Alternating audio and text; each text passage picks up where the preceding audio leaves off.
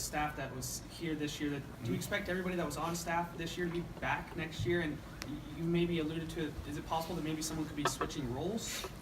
Well, I don't know if I alluded to that. What I'm saying is, and I wouldn't rule that out because we've had coaches here coach multiple positions. That is part of the evaluation. That hasn't been discussed, but that is part of it. As far as guys coming back, hey, you hope they do every year, and I feel confident about that. But at the same time, hey, things happen, things change, and if guys go, that's why, kind of like we talked about, you have a plan in place to what you want to look like. Sometimes that plan isn't always as easy as just, I have a guy, I've heard coaches, hey, I've got 4 guys at that spot. Well, that's great, but sometimes that changes after even a season. It's like, hey, they were fits before, and they're great guys, but maybe this is something we need differently. Maybe something outside the box a little bit.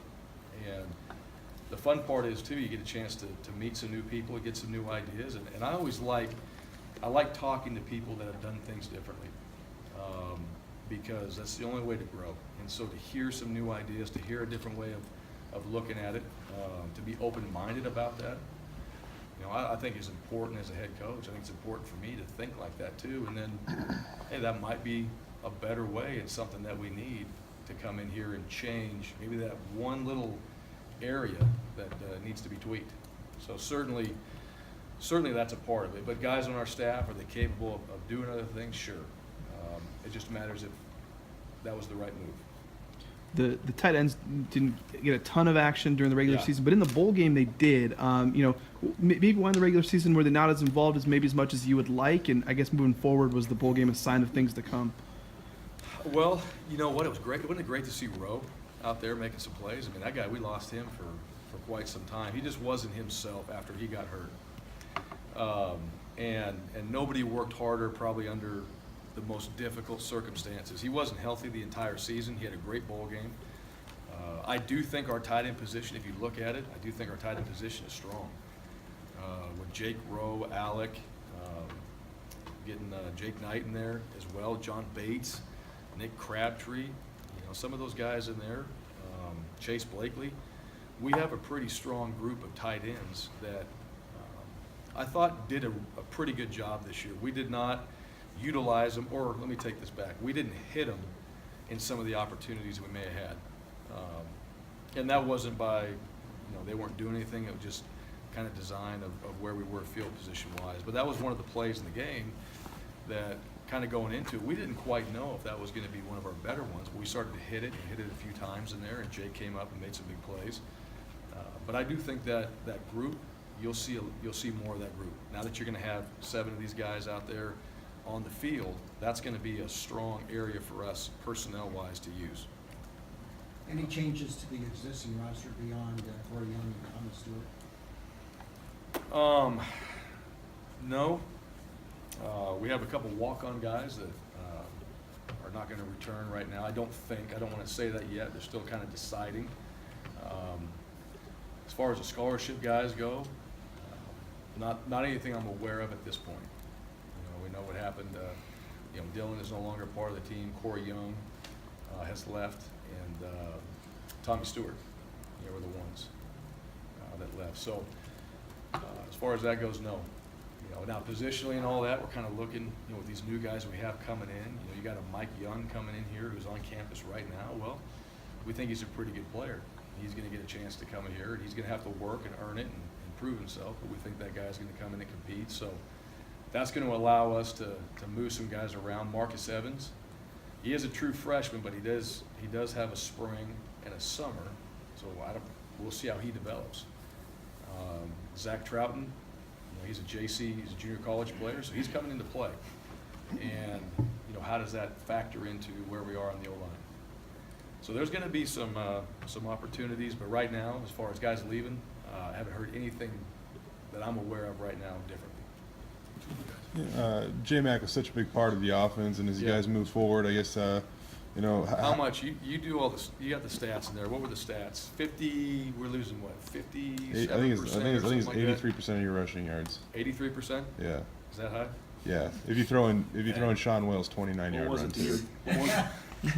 What was it the year Jay left, though? Might be It was 100%? close, yeah, Yeah, right? it's about that, right? What I mean, like, how hard will that be to replace? How confident are you in Yeah. Alexander Mattison? And then how has Mahone kind of developed Yeah. over time too? Yeah, Jay, well, here's the one thing. I'm not going to say that having tailbacks come in and play and leave early is a bad thing. Yeah.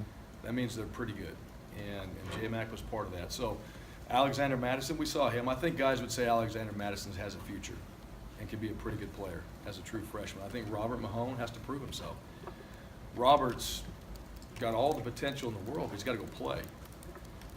You got Ryan Wolpen back there. He's played. Now Ryan's going to develop his game. It's another year, but I think there's some more specific things that we can do with him.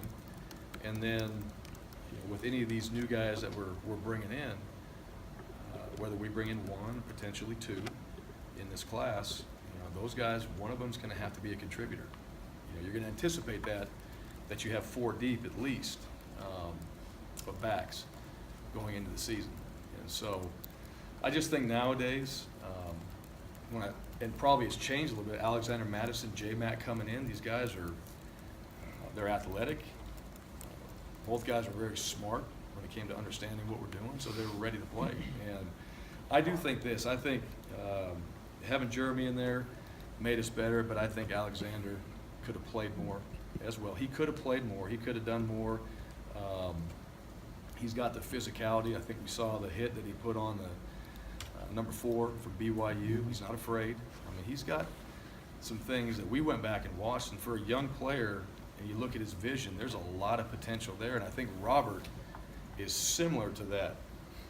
And those guys, when they get a chance to work together, we get them out there in the spring and get Robert out there in the spring. That'll be important. Now we won't have Jabril Frazier won't participate in spring, so he had a few surgeries, had a shoulder, a knee cleanup, and an ankle cleanup, so he will miss most of spring. He'll miss all of spring. All right, but he'll get back into training. Alexander Mattison will miss spring. He's going to get a shoulder cleanup, so he'll have probably limited, if anything, reps, which will be great for Robert. That's one thing too. We're going to get a lot of reps for Robert Mahone in the spring. Should get Gabe Perez back, and I would say with Gabe probably in a limited role in the spring, but he'll be back, ready to go. Joey Martirano, we're expecting him to be back and practicing in the spring. If I'm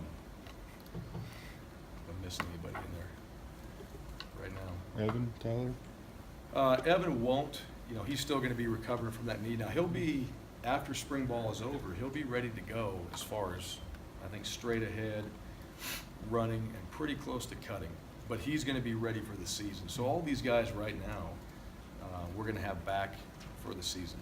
And, it's kind of that after the year cleanups and different things like that, which is important for us to do and get these guys healthy. Anything else? All right. Okay. Thank you, guys.